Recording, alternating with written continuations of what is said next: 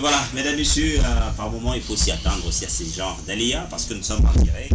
Quand on doit par moment observer un peu ça, loin de vouloir peut-être ne pas vous satisfaire, mais nous sommes là pour répondre bien sûr à tous vos desiderata. J'étais en train de dire ici que l'actualité reste dominée jusque-là par cette situation sécuritaire dans l'Est de la République. Et nous avons également aussi un autre sujet majeur dont il s'agit du processus électoral Horizon 2023. Aux côtés de ces deux sujets majeurs, nous avons aussi des sujets connexes, entre autres, vous savez, le stade martyr pas homologué. Vous avez suivi les ministres des Sports qui a souhaité demander au président de la FECOFA à introduire juste un recours au niveau de la CAF. Si jamais les choses pourront changer dans ce sens-là. On va également aussi chuter sur cet élément, la démolition autour des constructions anarchiques sur les emprises de l'État. Voilà, mesdames et messieurs, ce sont ces différents sujets auxquels nous allons devoir, ensemble avec mes invités qui vont par moments se retrouver comme étant des co-débatteurs, analyser. L'essentiel ici, c'est de faire avancer la République. Comme je l'ai dit, nous n'avons qu'une seule République qui s'appelle République démocratique du Congo. On peut être des gauches, de droite, tout ça du centre, mais quand on doit militer pour que son État avance, c'est la moindre des choses. Je m'en veux déjà rapidement vous présenter. Là, je suis à mon extrême gauche. Je vais dire bonjour à celui qu'on appelle Junior Katende. Bonjour. Libre choix à vous, présentez-vous à la manière dont vous trouverez peut-être beaucoup plus meilleur par rapport à ma présentation. Bonjour monsieur le journaliste, je suis Junior Katende, je suis ingénieur en bâtiment et travaux publics de l'INBTP Kinshasa, Ngaliema, et je suis vice-président de la cellule IDPS UPN de Félix Tshisekedi. Merci beaucoup, soyez les bienvenus. Merci monsieur. On poursuit. Bonjour à celui qu'on appelle Nganga Maele, Papi Wilson Munzeba. Merci beaucoup. Libre choix aussi à vous. Hein. Ouais, mais attends, on est habitué des Télé 7. Je crois plus d'un téléspectateur qui a l'habitude de nous suivre. Mais là, c'est Wilson Munzeba, analyste politique et journaliste, et se croit juriste. Merci beaucoup. Je poursuis avec la présentation. Je me tourne du côté droite. Là, je commence à ma droite avec celui que l'appelle analyste politique Joseph Ngando. Bienvenue. Bienvenue Yvon, je m'appelle Jean-Joseph Ngando. Je suis analyste socio-politique et économique. Je signale que c'est pour la première fois que vous devez prendre part à ces débats sur les antennes de Télé 7. Certainement, c'est pour la toute première fois. Merci beaucoup, c'est gentil de votre part. Je poursuis. Salut à vous et salut au président Terre et salut aussi au coordinateur. Merci beaucoup. Allez, je termine avec celui qu'on appelle Jean-Marie Kamenga, un habitué de cette plate. Bienvenue. Merci monsieur Yvon de l'invitation. Et merci à mes co-débatteurs. Moi, c'est M. Jean-Marie Kamenga. Je suis le président national du Rassemblement démocratique pour la République FDR. Je suis membre de la Dynamique pour la vérité des urnes de la MOCA. Très bien, Ali. On commence avec vous sur ce sujet, la situation sécuritaire dans la partie Est de la République. Vous avez suivi le président Mbosso qui s'est dit prêt à rencontrer le chef de l'État, à lui demander le retrait de la RDC à cette organisation sous-régionale au regard de cette attente de la part de la présence de la force sous-régionale aux côtés de nos forces. Mais jusque-là, on constate l'immobilisme. Votre réaction? Monsieur le journaliste, d'abord, vous avez, à la table de votre émission, vous avez parlé un mot-clé, le Congo. Le Congo, c'est l'unique cadeau que Dieu nous a donné. Et quand nous voyons la patrie en danger, personne ne peut rester indifférent. Je crois qu'au niveau de la MOCA, nous avions déjà tiré cette sonnette d'alarme en faisant comprendre à Félix que l'engagement qu'il prenait avec l'EAC n'était pas un pari gagnant pour la République démocratique du Congo. Et aujourd'hui, je crois que nous sommes dans une situation tellement compliquée, puisque aujourd'hui, si vous voyez, nous avons au moins 3 territoires qui est aujourd'hui hors contrôle de la République. Et quand vous prenez le territoire de Rutshuru, Nyiragongo, et puis aujourd'hui nous sommes dans le Massissi. Et quand vous voyez la situation sur le terrain, ça ne nous rassure plus. Et je crois que récemment, samedi, moi j'ai été un peu choqué de voir ce qui s'est passé à Rutshuru, l'entretien que l'EAC a eu avec les M23, mais sans tenir compte de forces de FARDC. Puisque malgré qu'ils sont là, ils sont nos visiteurs, mais ils ne peuvent pas prendre des engagements sans tenir compte qu'il y a une force dans ces pays qui existe, que le FARDC. Et aujourd'hui, quand vous voyez lentement et sûrement, et connaissant un peu bien l'histoire de notre sous-région, vous remarquerez que quand vous prenez le Rwanda, l'Ouganda, le Burundi, et même aujourd'hui le Kenya qui vient d'entrer dans le jeu, notre seul objectif, c'est de faire la volonté de cette communauté internationale et la volonté des gens comme le Peter Pan qui jurent rien que pour la balkanisation de la République démocratique du Congo. Merci beaucoup. Je poursuis. Nganga Maele, vous devez aussi réagir. Les informations en provenance de cette partie de la République ne sont toujours pas rassurantes. Pour vous avez suivi, l'M23 a eu des échanges, a eu des entretiens avec les forces sous-régionales qui sont d'ailleurs aux côtés de FARDC, en coalition bien sûr, FARDC et MONUSCO. Mais vous avez suivi à la semaine antérieure, la population gomatracienne était dans la rue, chercher par tout le moyen de vouloir faire partir l'EAC parce que c'est dont elle attendait de l'EAC, elle n'a constaté que son immobilisme. Votre réaction? Merci beaucoup. Je crois que nous avions vu auparavant la réaction du chef de l'État quand ils étaient à Bujumbura, si je ne me trompe pas. Et si ma mémoire est très bonne, je crois que lorsque le chef de l'État s'adressait auprès du commandant des forces de l'EAC, il était clair, net et précis. Il dit, vous êtes là pour la volonté du peuple. Est-ce que c'est au commandant, est-ce que le chef de l'État devrait s'adresser au commandant ou bien il devrait s'adresser à ces mécanismes, lequel qui a le pouvoir sur le commandant? Évidemment, évidemment, avant le couloir que le chef de l'État puisse avoir avec le commandant, le chef de l'État a posé les jalons devant ses pairs africains. Et quand il s'adressait au commandant, qui est un Kenyan, le chef de l'État Ruto, chef d'État kenyan, était à côté. Donc ce n'est pas un hasard, mais c'est plutôt, il devait parler de vive voix avec les commandants, les chefs d'état-major de cette force. Je reviens sur cette action. Évidemment, tout Congolais aujourd'hui ne jure que le départ de l'EAC. Nous le savions tous, et je suis de ceux qui tiennent mordicus que l'EAC puisse partir, parce que nous n'avons que le Congo. Et le chef de l'État l'a bien dit. Peut-être que les gens ne comprennent pas. En matière de politique internationale, il y a des préalables à remplir. Et je crois que ce que moi je demanderais comme proposition aujourd'hui, c'est l'évaluation des troupes de l'EAC vis-à-vis de la République démocratique du Congo. Et en partant de cette évaluation, nous devons prêter un cahier de charge auprès de l'EAC parce que c'est un groupe qui n'est pas sorti d'un seul État, mais c'est d'un groupe d'États que nous avons souscrit. Et alors, en souscrivant cela, nous devons aussi revenir sur l'étape de l'évaluation. Parce que s'il y a l'évaluation, à ce moment-là, nous pouvons argumenter et non spéculer. Pour preuve. Mais déjà la population, quand elle en a ras-le-bol, déjà son niveau, elle essaie un peu de faire aussi une évaluation.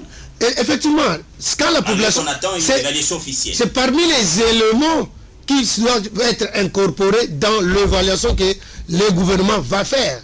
Et ça, ce n'est pas le travail du chef de l'État, c'est plutôt au gouvernement congolais que je demanderai, c'est plutôt le Premier ministre.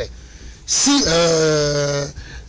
mon ami dit que ils ont dit à Félix Tshisekedi de ne pas aller vers les EAC, mais peut-être qu'il ne connaît pas la démarche de l'EAC quand ça a commencé. Ça n'a pas commencé à partir de Félix Tshisekedi. Il faut que les Congolais retiennent cela. Parce qu'aujourd'hui, les gens voient seulement le jour qu'on est allé signer le protocole d'accord ou bien un traité. Mais ils ne comprennent pas en amont, il y a une démarche qu'on fait toujours pour adhérer soit à une organisation sous-régionale ou régionale. Donc ça, c'est une démarche que moi je demanderais à Lutundula, qui est le ministre des Affaires étrangères, qui devait statuer ensemble avec le ministre de l'Intérieur et le ministre de la Défense nationale, et ils auront un cahier de charge à présenter devant l'EAC et le Congo va quitter. Très bien, merci. Joseph, réagissez aussi sur cette même question. Les gens disent que le malheur du Congo, c'est du fait de nous avoir encore approchés vers ces pays-là qui ne jurent que par le minerai de la République démocratique du Congo, du fait que nous nous sommes retrouvés dans cette organisation de l'Est de la République, Et pour preuve, l'EAC ne jouera jamais un franc jeu en faveur de la RDC. Vous avez quelle réaction? Oui, les philosophes américains, Mortimer Adler disait que les seuls arbitres sont la raison et les évidences. L'évidence est que les forces de l'EAC ne sont pas en mesure de réaliser la mission pour laquelle elles ont été invitées. Et partant de là, parce qu'il faut comprendre que toute organisation ne peut pas exister sans qu'elle ait une raison, une mission pour laquelle elle existe. Et dès lors qu'on se rend compte que l'organisation n'a pas fait ou n'a pas atteint l'objectif, n'a pas réalisé la mission pour laquelle elle a été créée, il est tout à fait clair et normal de dire non, monsieur, vous avez été incapable, permettez, c'est trop fort, incompétent de réaliser, c'est pourquoi vous avez été. Nous n'allons pas, nous sommes un État souverain. Nous n'allons pas dans des organisations par devoir. Oui. Il y a toujours un intérêt par qui est visé quelque part. amitié, Oui. ou par nécessité, mais nous y allons comme étant un pays souverain. Et notre volonté doit être entendue et exécutée. Mais au-delà de la souveraineté, il y a aussi l'intérêt. Écoutez, mon cher ami, quelqu'un disait que l'intérêt rassemble les gens, l'intérêt n'unit pas les gens. Nous savons que tous ceux qui viennent vers nous sont avec nous, sans être pour nous. Et nous ne devons pas être naïfs, nous ne devons pas être dupés d'accepter n'importe qui vient vers nous. Je peux croire que tout ce que l'on entreprend entre dans l'exercice de difficultés qui constituent certainement un jardin. Parce que on a tenté avec tel, on a échoué, on a tenté avec tel, on a échoué. Et l'échec nous apprend à bien nous prendre en charge. L'échec nous aide à comprendre que nous avions compté sur tel, mais nous nous rendons compte qu'il n'est pas à nous de faire ça. Mais qu'est-ce que je vais dire dans tout ça? On dit souvent qui veut la paix prépare la guerre. Et donc, la défense de la République démocratique du Congo ne revient qu'aux Congolais. On ne doit pas se leurrer. C'est ça la règle d'or. Et d'ailleurs, vous avez suivi quand Pape François est venu ici, dans le rapport qu'il a fait au Vatican, il dit il a visité les Congolais qui sont un gardien de l'immense forêt. Les Congolais sont les gardiens. Alors, quand on dit que nous sommes gardiens, nous devons nous comporter conséquemment. Donc nous ne pouvons pas nous dire que nous sommes gardiens, mais tout à l'heure en demandant à X de venir faire notre travail. Non. Tous les Congolais, j'ai aimé une fois ce que les amis de l'Est, nos compatriotes de l'Est, ont fait. Nos forces armées étaient au front et sont allés leur apporter un secours. C'était très significatif. Et ça m'a rappelé ce qui s'est passé en 1945, lorsque les travailleurs étaient en train de gréver au Congo central, il y avait les kimbanguistes qui venaient avec les fanfares pour agrémenter, en fait, encourager, exalter davantage les grévistes pour qu'ils aillent de l'avant. Et je veux que mes compatriotes restent sur ce terrain, d'être vigilants, de veiller, de telle manière que les gens ne viennent pas nous distraire. Nous avons besoin de la paix. Si. Lorsqu'on parle de la guerre de l'Est, des fois, les gens en font un débat par plaisir. Mais vous ne pouvez pas vous imaginer, pendant 30 ans, combien de Congolais sont morts. Qu'avons-nous fait pour payer ces prix-là? Pendant 30 ans, on tue les Congolais, on vient piller nos minéraux. Et je vais aussi encore ici rappeler ce que le papa a dit. Il dit que nous, Congolais, nous sommes étrangers sur notre propre sol. Mais c'est révoltant. Aucun Congolais digne de son nom ne peut pas accepter ça. Moi, je pense que nous devons rester vigilants pour que cela puisse. Très bien, merci. Junior Katende, votre réaction, toujours en rapport de ce qui se passe dans la partie Est de la République. D'autres langues pensent et disent que le chef de l'État doit consulter son frère sénateur à vie, Joseph Kabila, parce qu'il doit en avoir au moins une expérience du fait qu'il est resté environ 18 ans à la tête de la République sur cette question de l'Est. Bon, de prime abord, je commence par votre dernière préoccupation, c'est que ce n'est pas Félix Tshisekedi qui a amené ce que nous sommes en train de voir aujourd'hui dans la partie est de notre pays. C'est quelque chose qui a existé depuis et lui en a hérité. Il est en train de se battre pour essayer de mettre fin à tous ces affres. Cependant, comme j'ai toujours dit, M. Joseph Kabila a été là. Ils ont créé un semblant de paix au prix de l'infiltration et de l'intégration de forces étrangères dans notre armée. Pouvons-nous continuer avec cette méthode qui a lamentablement échoué et qui nous donne des problèmes jusqu'à aujourd'hui? Je ne pense pas. On parle sur la question du M23. D'ailleurs, vous êtes sans ignorer qu'on parle du M23 avoir été de fait. Je vais rappeler. La vérité est que M. Barack Obama, l'ex-président des États-Unis, avait appelé M. Kagame pour lui demander de retirer ses troupes. C'est ce qui s'était passé. Mais au prix de quoi? On nous avait demandé de négocier avec les M23, dont les fameux accords de 2013 qui nous sont réclamés jusqu'à aujourd'hui.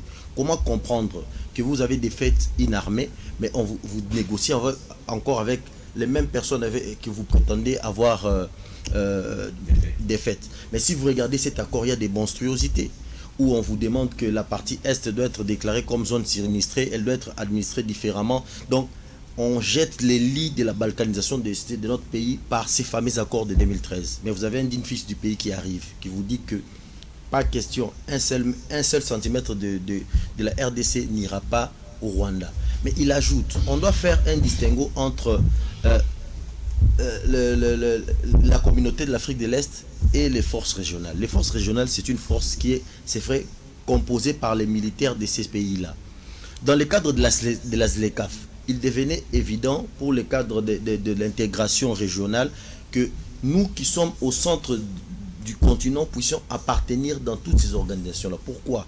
Vous allez vous rendre compte que les villes de l'Est dépendent plus du Rwanda, de l'Ouganda, de Kenya en termes d'échanges commerciaux. Alors, si vous compétissez avec des gens sans avoir les mêmes règles de jeu, vous serez lésés. Voilà pourquoi la RDC a adhéré. Ça n'a rien à voir avec cette histoire d'abord de guerre à l'Est. C'est à voir avec des échanges économiques. Mais maintenant, partant du fait que pour question de trouver la paix à l'Est, le chef de l'État a jugé bon, par le truchement de son gouvernement, qu'il était nécessaire d'être avec ces gens-là pour voir comment ils fonctionnent. Mais de la même manière que nous avons adhéré, de la même manière que nous pouvons nous retirer. Ça c'est très clair, nous sommes souverains. Mais le vrai problème ici, c'est l'homme congolais. L'homme congolais actuellement, nous ne sommes plus d'accord sur rien. Vous allez voir, il y a beaucoup de Congolais qui ne jurent que par l'échec de Félix Tshisekedi. Mais si Félix Tshisekedi échoue aujourd'hui, c'est à quel prix? C'est peut-être au prix de la balkanisation. Si Félix Tshisekedi échoue aujourd'hui, c'est 5 ans qui ne seront arrachés pour rien. Donc on a tout intérêt de faire que cette question de l'Est soit résolue. Mais ça passe par l'unité.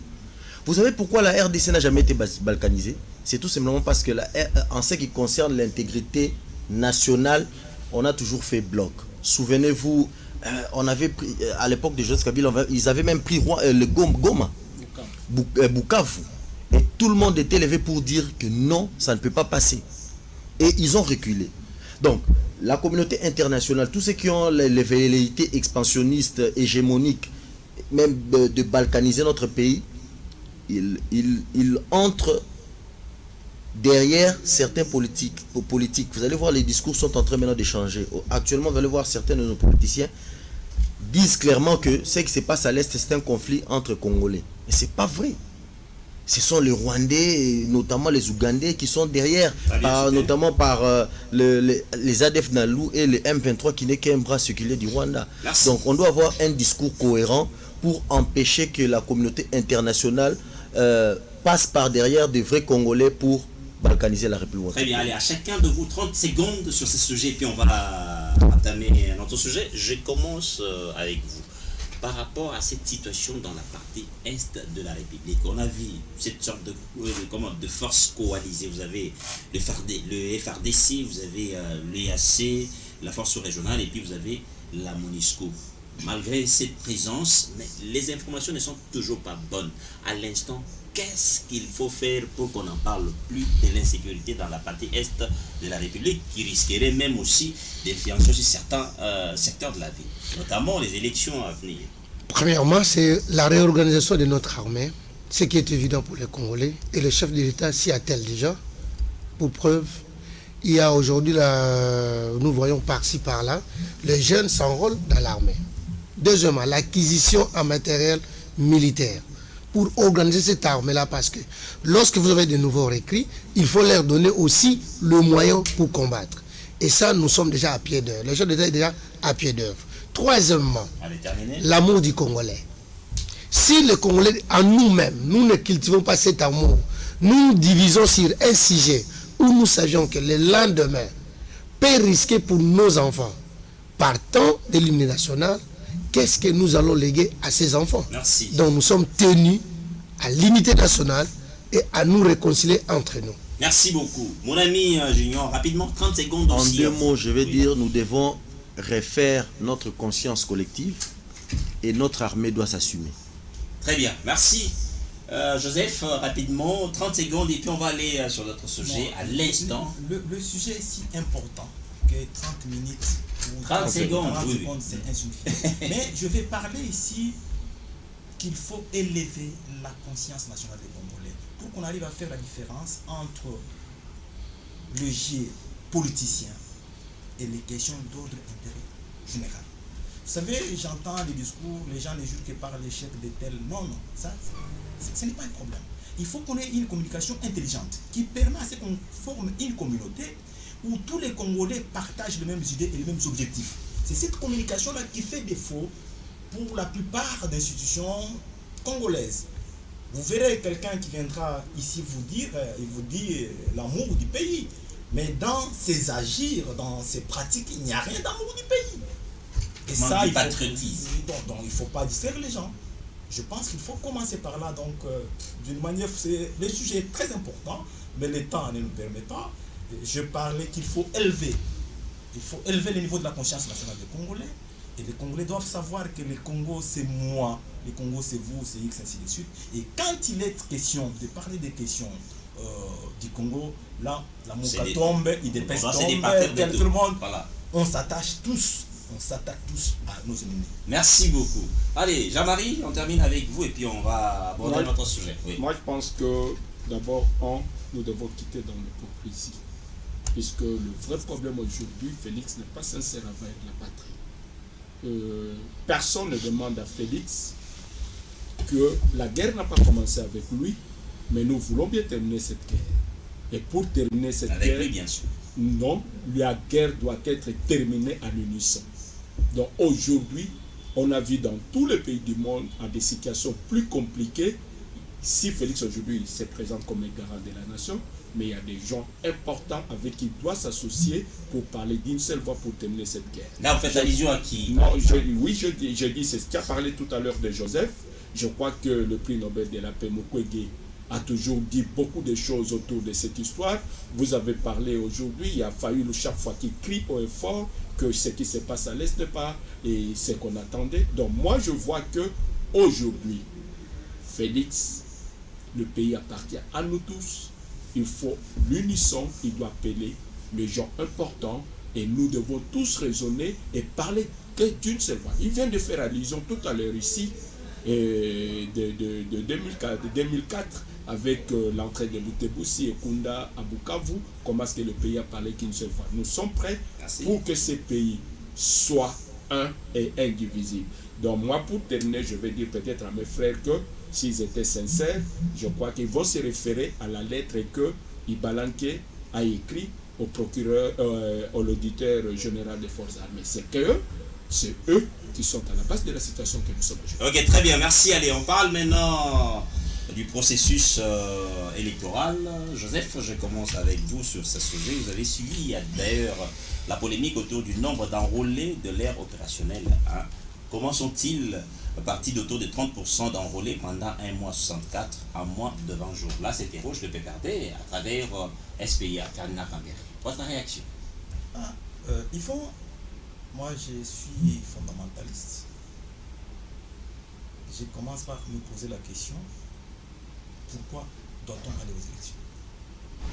Et en même temps, je postule qu'est illusoire et même très fausse l'idée de penser que les solutions, en fait, les élections constituent une solution au problème des Congolais.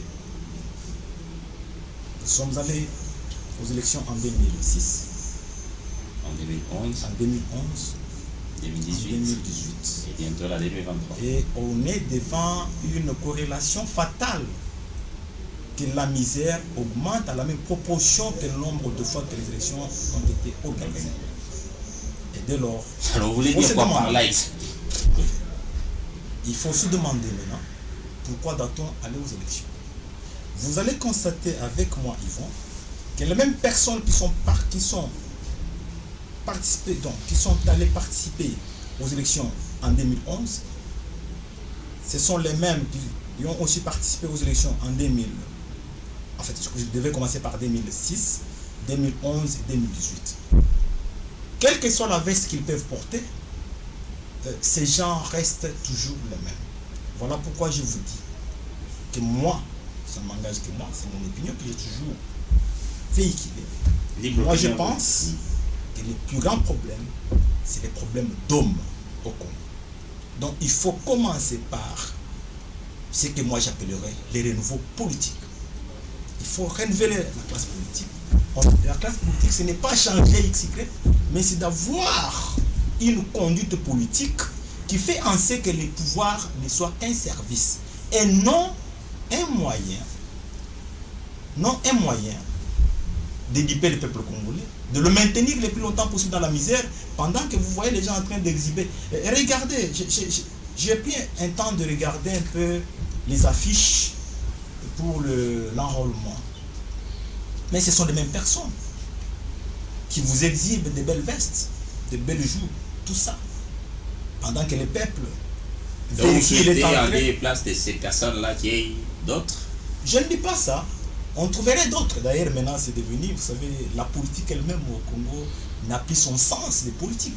Parce que la politique, j'ai toujours considéré que c'est une sphère par excellence où on produit des idées et d'abord, on conçoit les idées, on les produit et on les matérialise pour le bien-être de tous. Très bien. Mais ce n'est pas ça ce que nous sommes en train de vivre. Super. Alors, je voudrais dire que tous les bruits qui sont liés autour des élections, moi, je n'y attache pas des prix. Ce sont des distractions. Que ce soit l'opposition, que ce soit la mouvance, c'est presque le même jeu. On peut être aujourd'hui à l'opposition, on va tenir un discours, demain on va ici. Généralement, je dis souvent... Mais il n'y a pas aussi il n'y a pas aussi un autre moyen par lequel pour arriver au pouvoir les gérer. Faire passer quand même les idées que vous avez. Justement. Si ce n'est que par ces mêmes moyens-là que vous... Justement, c'est la voie par excellence de passer au pouvoir. Mais alors, il ne faut pas que ce soit un pouvoir par plaisir, ça doit être un pouvoir par devoir et par conviction. C'est-à-dire qu'on a besoin maintenant, là, mon compatriote de l'UDPS l'a dit, nous avons besoin des hommes capables de changer des situations inhumaines en situations humaines au Congo. C'est ça. Et comme disait Monsieur Boko, il disait politicien.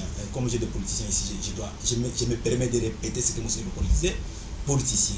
Ayez de l'amour pour le peuple congolais. Merci beaucoup. Junior Katende, rapidement, votre réaction sur le processus. Vous avez suivi cette polémique autour du nombre d'enrôlés. On estime que apparemment les choses ne sont pas très bien faites. Apparemment, il y a un jeu qui se déroule à ces niveaux-là. Vous avez quelle réaction? Là, c'est l'SPPA du BPRD, Ferdinand Kambere. C'est étonnant. Monsieur Kambere, que je respecte, ils utilisent le scepticisme au lieu de faire du méthodisme. Il y a un organe habilité qui peuvent aller voir à tout moment et faire les monitoring ensemble. Mais il se passe, il remet en cause des chiffres sans balancer de preuves contraires. Mais par notion mathématique simple, la notion d'enrôlement obéit à une loi de courbure. Au départ, l'enrôlement est 0 et à la fin, il ne doit plus y avoir de récurrents. Donc 0, 0. Ça va, ça monte jusqu'à ce que ça atteigne un pic et ça redescend. Mais il s'étonne que pendant le premier jour, il y avait moins d'enrôlés et plus on avance, il y a plus d'enrôlés. Mais c'est normal, plus on avance, l'engouement augmente. C'est-à-dire Et les gens s'enrôlent rapidement. Dans les 1 mois, c'était autour de 30%, mais dans le 20 jours, c'est au-delà de 30%. Mais c'est la logique qu'ils sont en train de vous dire. C'est simple, ça obéit à quelle loi? Au départ, il y avait des petits couacs qu'on est en train de corriger.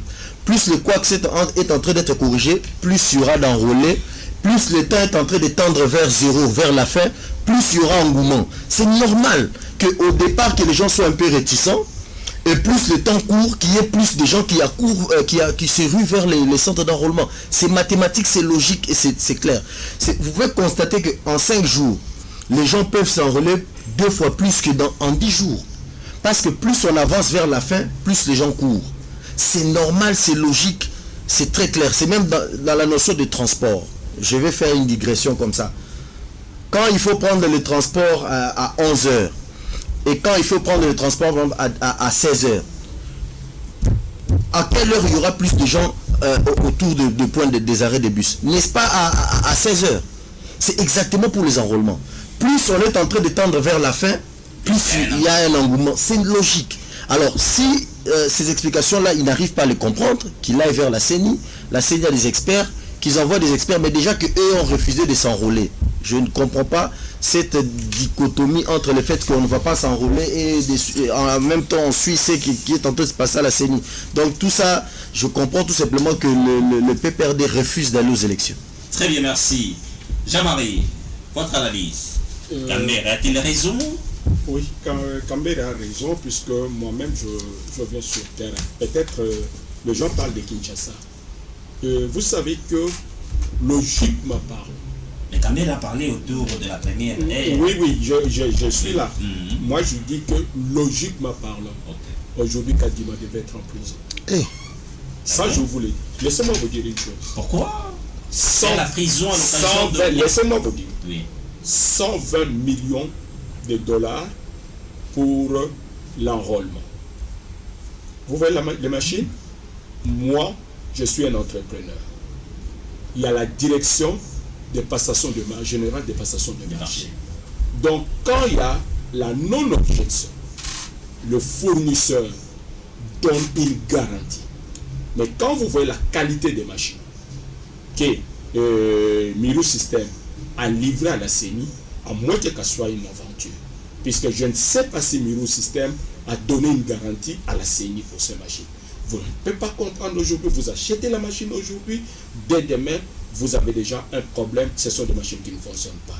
Donc c'est ça qui a posé problème, c'est ça qui a découragé les électeurs. Deuxième problème, sur le terrain, je vais vous dire une chose, il y a manque même des cartes. C'est-à-dire manque des cartes. Donc, manque des cartes dans la mesure où, je peux vous donner même les centres et le numéro des centres. Un centre qu'on attendait par exemple. Voilà, votre caméra est là, adressez-vous beaucoup plus dans la caméra là. Oui. Voilà. Le centre qu'on attendait, 2500 enrôlés. Kadima donne 1200 cartes. À un moment, dès que vous mettez le 1201e carte, la machine refuse. Donc aujourd'hui, il y a un seul réponse. Je vous donne par exemple les statistiques. On voulait parler des insuffisances. Non, pas des insuffisances. Donc il y a une situation. On vient de parler de tout à l'heure ici que d'abord nous sommes dans une situation tellement compliquée au pays. Et Kadima ne peut pas être l'auteur où viendra le chaos au Congo. Donc aujourd'hui je vous dis, moi je prends l'exemple par exemple du Kwilu. Au Kwilu, on attendait au moins plus de 3 millions d'enrôlés. Ok? Aujourd'hui, le Kwilu n'a même pas 1 million d'enrôlés. Quand vous prenez le Congo central, vous prenez le Congo, même Kinshasa, elle parle là. Donc nous sommes convaincus. Mais l'opération est en cours? Non, l'opération est en cours. Selon Kadima, l'opération prend fin le 18. Le 18 et qui peut aller jusqu'au 25 selon lui. Mais nous sommes convaincus. Je crois le moment venu, nous vous dirons ce que Kadima veut faire du Congo. Donc, d'abord, quand nous venons à l'heure opérationnelle 3 qui compte pour lancer les 16, vous savez ce qui se passe dans le Kivu? Est-ce que Kadima peut nous rassurer, malgré la réunion qu'il a eue avec le Premier ministre, le ministre de l'Intérieur et de la Défense? Kadima est prêt à mener des machines à Oruchuru, à Kibumba et partout là-bas. Donc aujourd'hui, Kadima reste un arbitre, les acteurs, les parties prenantes, Kadima ne peut pas venir avec l'arrogance, puisque la situation est tellement critique sur le terrain, sur l'heure opérationnelle 1, allez dans l'Équateur. Quel est le résultat de l'Équateur aujourd'hui? Quand vous prenez par exemple la province de Mongala, ils ne sont même pas 30%. Merci. Il y a des endroits, par exemple, dans le Maïndombe, il y a des endroits où même ces kits ne sont jamais arrivés. Mais il est en train de nous faire croire qu'il peut faire quelque chose. Donc, moi, je dis à Kadima de se ressaisir, qu'il laisse ces problèmes aux politiques et les politiques trouveront une solution. Merci beaucoup. On termine avec vous, Nganga Maël, sur ce sujet. Rapidement, vous avez quelle réaction sur ces polémiques autour, bien sûr, des enrôlés? J'ai pensé, moi, que Jean-Marie pouvait être spécialiste en matière électorale. Je le suis. Ah, vous êtes spécialiste, Ouais. Ça me surprend que vous devez avoir des évaluations, même Kadima n'en a pas, mais vous en avez déjà. Non, nous savons Parce que vous venez du faire. coup. Non mais attendez, ce sont des prétentions. Vous avez des. Jean-Marie, on se connaît. Oui, on se connaît. On se connaît, Jean-Marie. Attention de donner une information que vous ne maîtrisez pas. Je maîtrise bien Parce ce que je que dis. la rapporteure est venue donner chiffres à l'appui Qu'il- et l'évaluation. Donc il publie, Mon ami, il publie laissez-moi aller. antenne par antenne. Junior Kat- si les donc, si enfants. Madame Seya est sincère, Je savais là où je vais ces venir avec résultats lui. soient postés Vous allez sur les les rencontrer. sites Vous allez les rencontrer. de la CENI et après. Je connais Jean-Marie dans son jet. Moi aussi j'étais. Allez, Jean-Marie, laissez-moi évoluer. Vous allez les rencontrer. Je soutiens- Laissez d'abord. Je soutiens l'antithèse des jeunes Junior Katende. Ouais. Il dit l'enrôlement c'est une courbe qui devrait commencer et s'achever. Ouais. Hier nous avons commencé avec des difficultés, oui. La Senko, les protestants, les églises sont allés voir Kadima. Ils ont dit voilà. C'est vrai, il y a eu des problèmes par rapport aux machines. Ça, vous le saviez, lorsqu'on déplace une machine, même vous-même vous avez une machine ici en ville, vous le faites déplacer à Ipen chez moi, où il y a des nids de poules par-ci par-là pour la route. La machine peut trouver des pannes. C'est tout à fait normal. Mais du moins, la CENI est venue à la rescousse pour réparer les machines. J'avance. Mais attends, c'est une aberration ou bien un rêve? Je ne comprends pas Kambéré. Je ne le situe pas.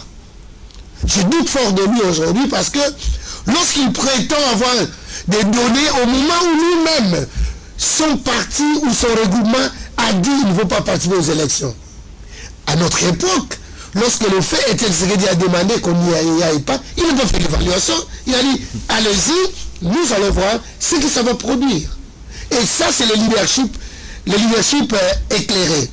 Mais lorsque vous avez des leaderships erronés, voilà les conséquences. C'est pour cela que je vois mon ami Jean-Marie se fait passer spécialiste en matière électorale. Attendez. Lorsque Kambéré doit évaluer, nous étions à 30% dans les 30 heures de jour. Parce que ils ont dit, eux, l'opposition, on dit, ah, bah, on accepte le diamant, la bambois. Mais ça fait, il dit une maman qui ne connaît rien. Du coup, on lui dit, non, il y a des éléments visuels qui sont dans la carte qu'on a besoin pour l'identification. Ça, on ne fait pas un problème. Ils vont, vous serez d'accord avec moi, vous êtes né dans la ville de Kinshasa. Mais c'est fait que plus de 20 ans ou plus de 30 ans, il n'y a pas de carte d'identité dans ce pays. Donc nous sommes des SDF dans notre sans domicile fixe dans notre pays. Parce que quand vous n'êtes pas identifié, moi en tant que juriste, l'identité ne sort que de l'état civil. Ce ne sont pas ni des affaires étrangères, ni du ministère de l'Intérieur. C'est au ministère de... Au ministère de l'Intérieur. Non. C'est l'état civil qui s'occupe de cela. Par contre, laissez-moi, le ministère de l'Intérieur ne délivre pas l'identité, s'il vous plaît. C'est le problème que vous avez. Attendez. Appartient au ministère de l'Intérieur. C'est la petite administration, cher ami. Oui, mais c'est ce qui tue ce pays. Vous voyez que vous ne comprenez pas que c'est le bas. Quand vous êtes dans une commune, c'est le ministère de l'Intérieur. Oh là là. Voilà. C'est ça que moi je commence à appeler, on doit dérwandaliser même les institutions, même les esprits. Parce que cet esprit de s'accaparer d'une nation, c'est l'esprit Kagame. Il faut arrêter à cela. Donc je voulais... Je faire l'apologie autour. Non, je ne fais pas l'apologie, je ne fais pas l'apologie, mais je constate avec amertume que lorsqu'un Congolais veut faire comprendre que dans un État, on doit avoir l'identité. Et c'est pour cela que, partant de cela, il y a 3 éléments virtuels qui sont dans la carte aujourd'hui, qui sera hyper important par rapport à l'identification. Donc, et vos apaisements, nous continuons le processus d'enrôlement. D'ailleurs, il faut dire bravo à Kadima, il ne mérite pas la prison, parce que 2 mois après demain, tu auras une carte d'identité que tu n'as jamais eu depuis 30 ans, je crois. Il y a souvent des gens qui ont l'Iliputa. Nous allons la souffrir. Voilà, mesdames et messieurs, c'est la fin de cette émission. Oh. Merci à vous, Jean-Marie. Merci à vous, Joseph. Merci à vous, Papy Wilson. Merci à vous, Junior. Le plaisir a été d'avoir passé ces petits moments ensemble avec vous. On se retrouve prochainement. On vous dit au revoir. Ils vont tout trouver des...